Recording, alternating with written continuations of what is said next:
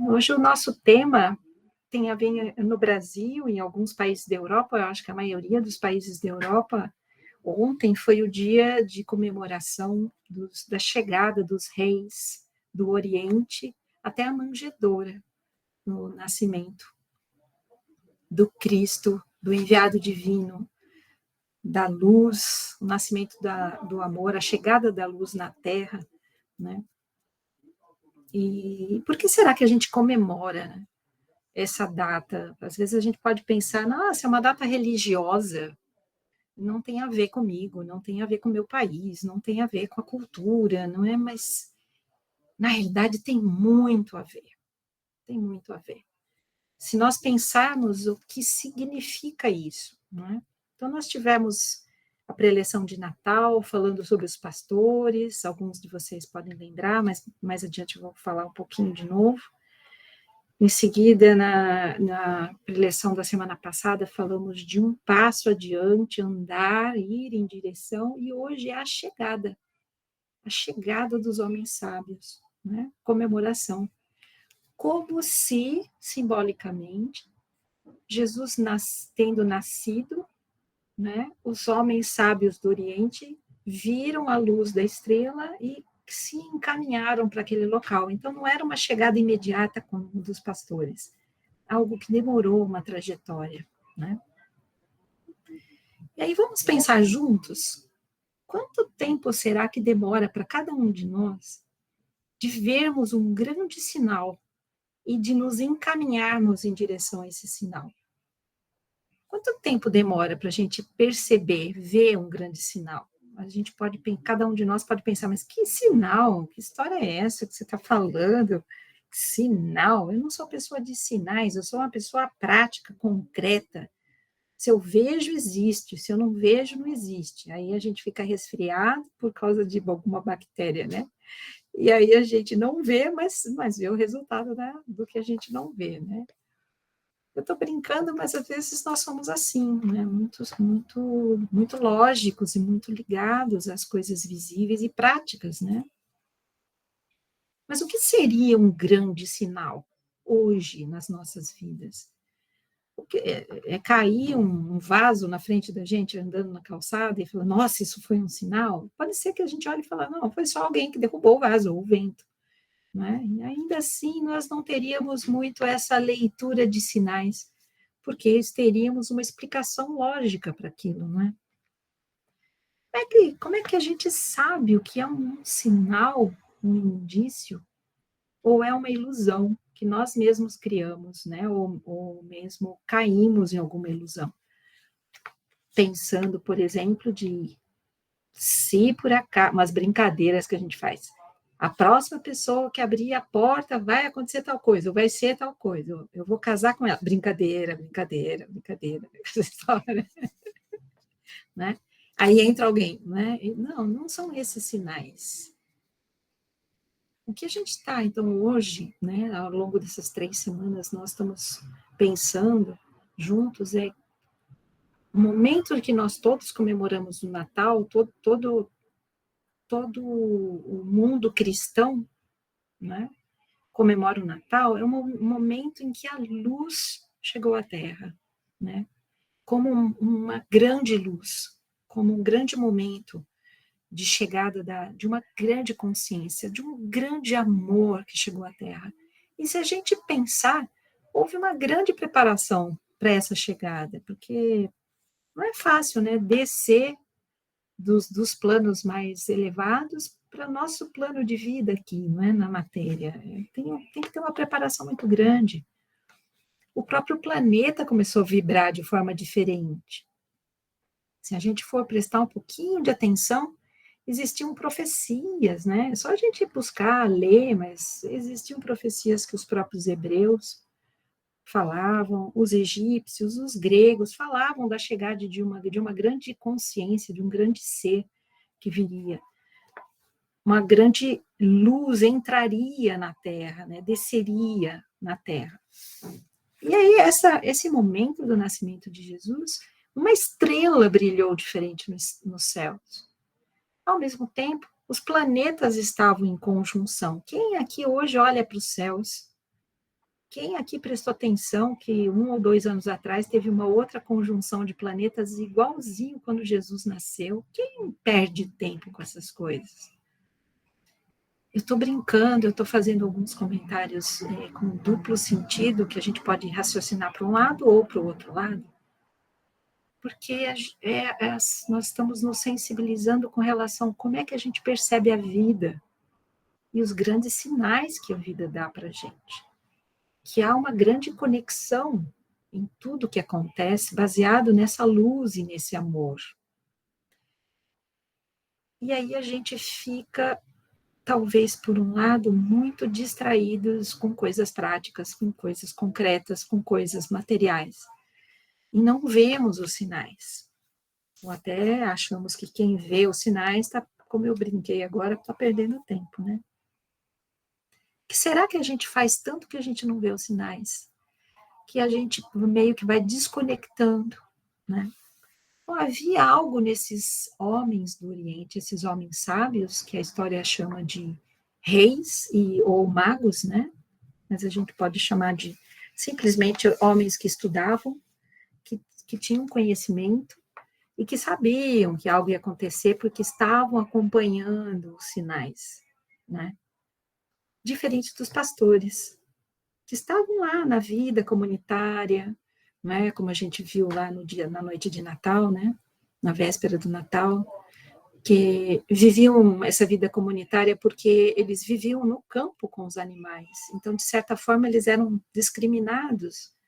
E essa vida comunitária era desenvolvida na base da ajuda uns aos outros. Um sentimento muito forte de compartilhamento, por viverem isolados no campo, né? Esse jeito de viver trazia um lado no coração deles mais aquecido. Eram cuidadores de ovelhas, levavam as ovelhas para comer, levavam as ovelhas para um lugar mais seguro. Então, todo um aspecto que a gente conversou na pré-eleição do dia 24, sobre os pastores que tinham um coração aquecido, e que foram os primeiros que viram, né, tiveram olhos para ver a movimentação dos anjos. E souberam das notícias, e foram os primeiros que foram visitar Jesus, ajudar Maria e José. Levaram leite, levaram lã para aquecimento, então foram acolher e nutrir. Então, um movimento aí, num primeiro momento, pensando, como a gente conversou naquele dia, sobre esse coração aquecido e essa nossa disponibilidade para acolher e nutrir, né? A luz tinha acabado de descer à terra e tinha nascido como um bebê. E na terra foram os pastores que viram. E no céu, os magos, né, os sábios do Oriente, viram os sinais. Porém, a luz que nasceu ali veio para todos. Os pastores de todos os povos e os homens e mulheres sábios de todos os povos, de todas as nacionalidades, né?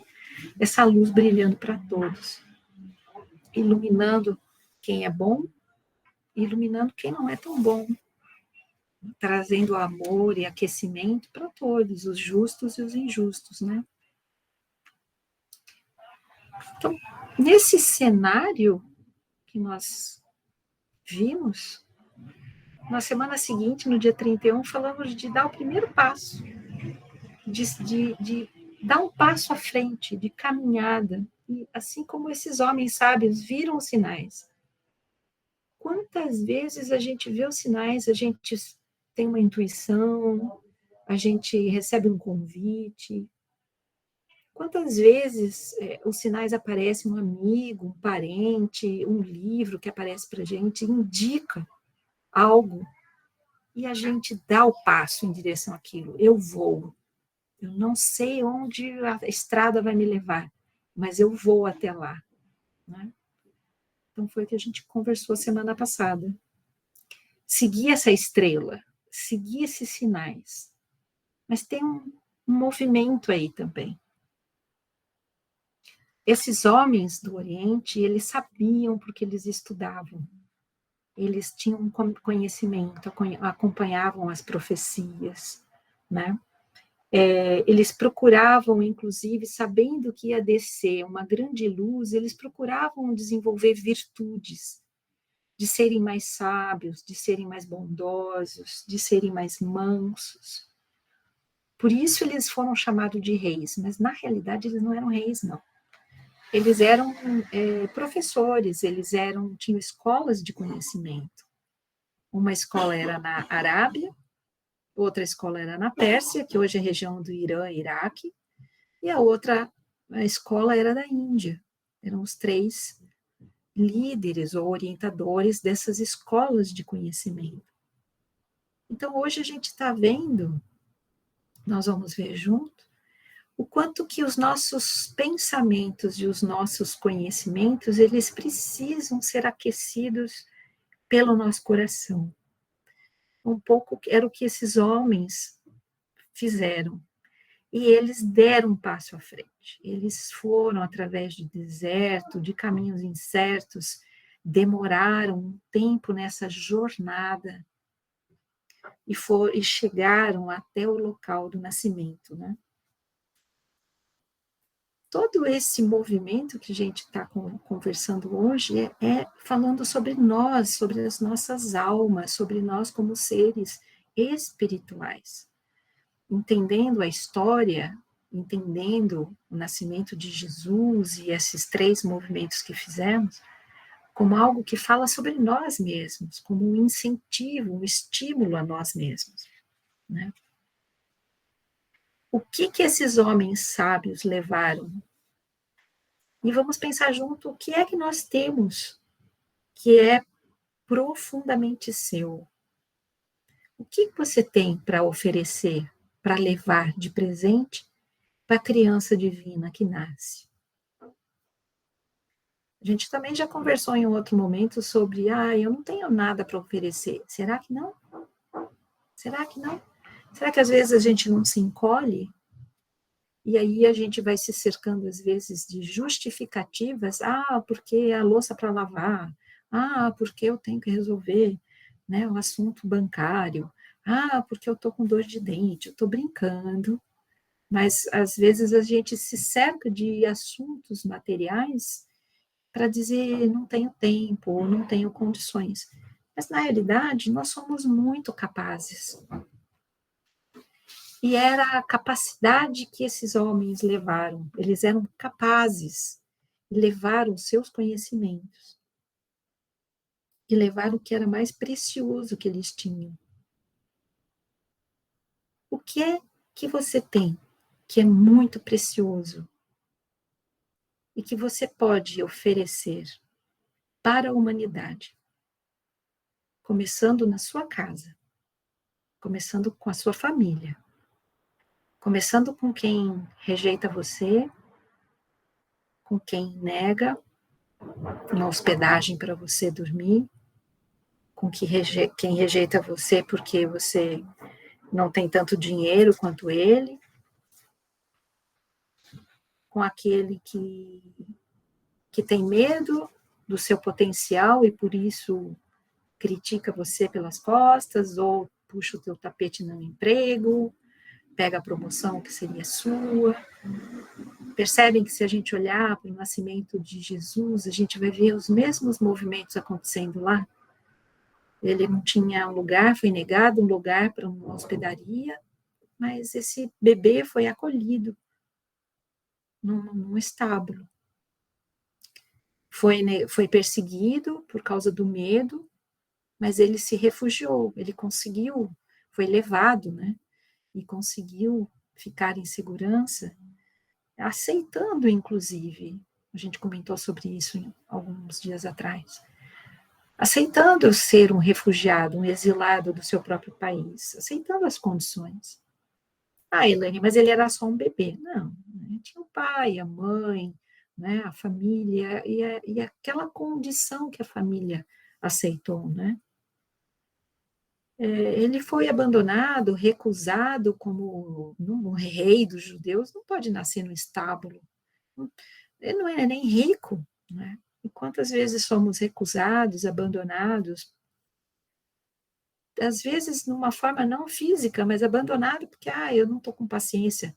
O marido nos abandona, a esposa, ou os filhos, ou os amigos, ou simplesmente porque eles estão cuidando deles e seguindo a vida. Jesus se refugiou junto aos pescadores simples da Galileia. Então, não há motivos para a gente dizer eu não sou capaz e eu não tenho o que entregar para a humanidade. Sempre há o que entregar.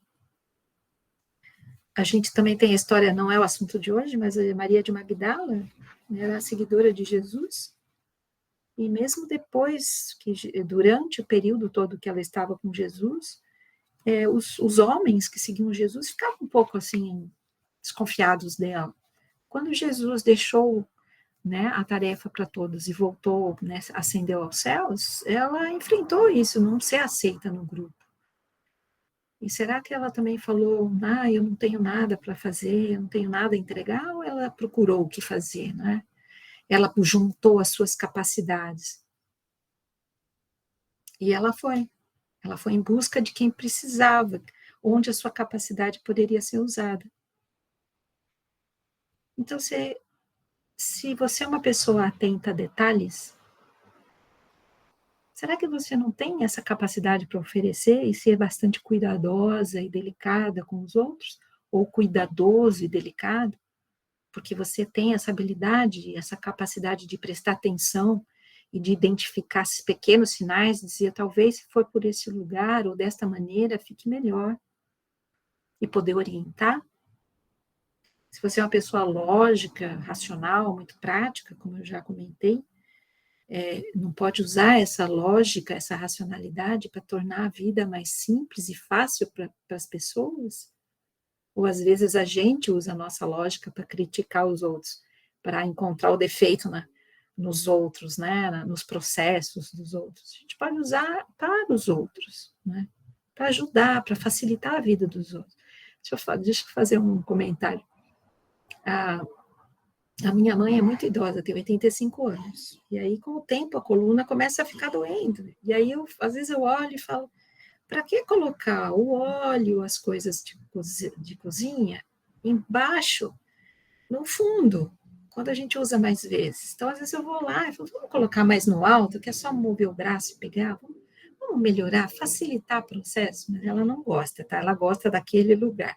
Então, o óleo fica lá, o azeite fica lá, né? Mas usar, às vezes, para melhorar a vida para os outros, ela não precisaria abaixar tanto, né? Então, em lugar de eu criticá-la, eu tentar melhorar a vida para ela, né?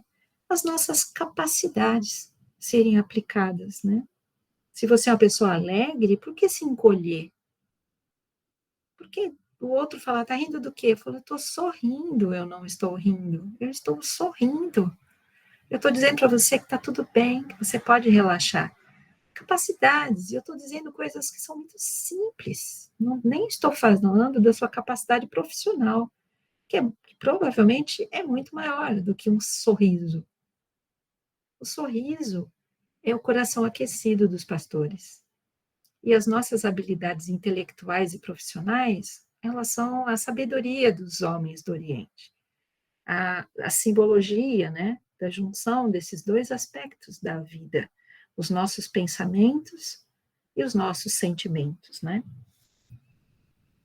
Cada um de nós tem a sua capacidade, várias capacidades, e oferecendo, como os homens sábios, cada um o seu ouro, o seu incenso e a sua mirra.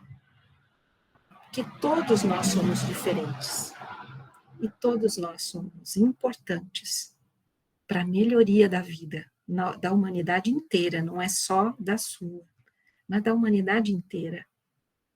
Então, quando você conhece o que é bom, o que é a sua habilidade, você pode colocar isso em favor da humanidade, colocar a serviço da humanidade, né?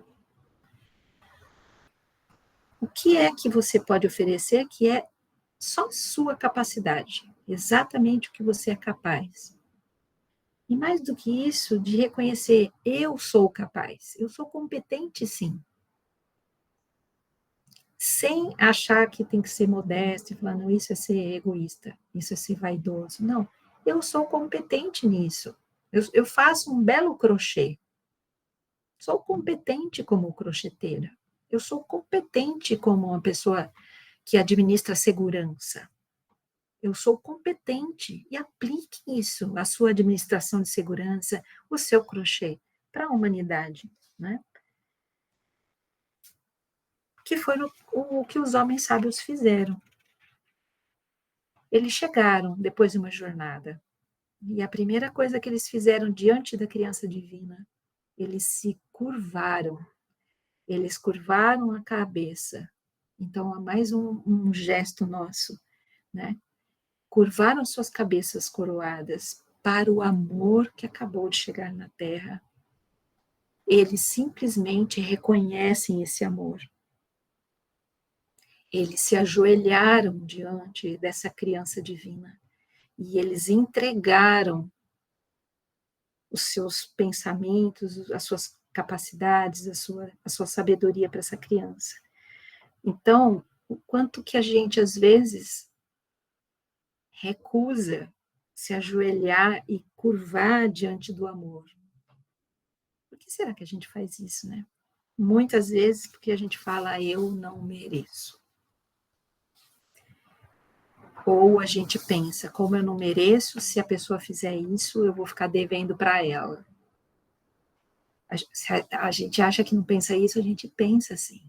É melhor eu nem ir lá, eu nem vou lá ajudar a Camila, porque depois eu vou ficar devendo a Camila vai ficar devendo para mim, vou inverter, né? Aí eu vou me achar o máximo e a Camila vai falar, eu nem deveria ter aceitado a ajuda da Elaine, porque agora a Elaine vai ficar lá se achando, eu estou em dívida com ela. Então, às vezes, a gente fica nesse tipo de pensamento que não é elevado. A gente fica, se eu for aceitar, eu vou ficar em dívida, é melhor eu não aceitar. E a gente não reverencia o amor, a gente não se curva diante do amor, a gente não aceita o amor. Então, o símbolo desses homens que chegaram a Belém, diante da manjedoura, é a aceitação e se colocar a serviço desse amor, de algo maior. Oferecer o ouro. Vocês já ouviram a expressão, aquela pessoa tem um coração de ouro? O ouro simbolizando o que você traz no seu coração. Todas as suas virtudes, tudo aquilo que é delicado e belo, e que a gente vê nas crianças, né? O incenso dos seus pensamentos leves. Eu vim mais ou menos trabalhando essa questão da gente não ficar nesse cálculo de dívida, se eu aceitar o amor. Aceita o amor. E agradeça. Tenha pensamentos leves, né?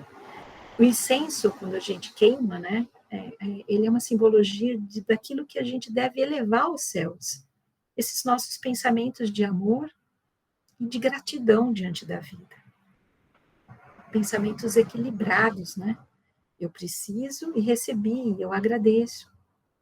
E a mirra, como a sua vontade de melhorar, de vencer o amargo da vida, a sua vontade de passar pela aspereza do deserto. Né? A mirra era usada para cura e para também embalsamar os corpos, envolver os corpos. Né? Então, também uma simbologia de curar e nascer de novo. Né? Unindo diante da manjedoura, curvando as nossas cabeças de reis em devoção ao amor, aceitando o amor, e unindo com nossos corações aquecidos para nutrirmos e acolhermos. Então, para encerrar, eu queria ler um trecho, um finalzinho de um poema.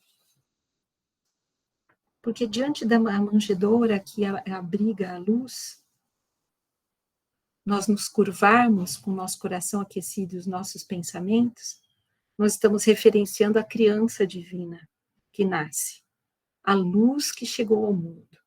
E isso é uma imagem muito simbólica com relação à nossa própria criança interior. Quando a gente aceita o nascimento dessa criança pura e ingênua dentro da gente, com o coração aquecido, e com as nossas capacidades, os nossos pensamentos coroados com sabedoria e leveza. O finzinho do poema que eu vou ler para a gente é: luz, a luz que chegou ao mundo, né? Luz que aquece os pobres corações dos pastores. Luz que ilumina as sábias cabeças de reis. Luz divina, Cristo, o sol. Aquece os nossos corações. Ilumina as nossas cabeças. Que seja para o bem o que nós, pelos corações, queremos fundar. Pela cabeça, como meta segura, queremos guiar. Que essa luz divina nasceu na Terra, com a chegada do Cristo, de Jesus, possa iluminar nossos corações e nossas cabeças coroadas de reis sábios.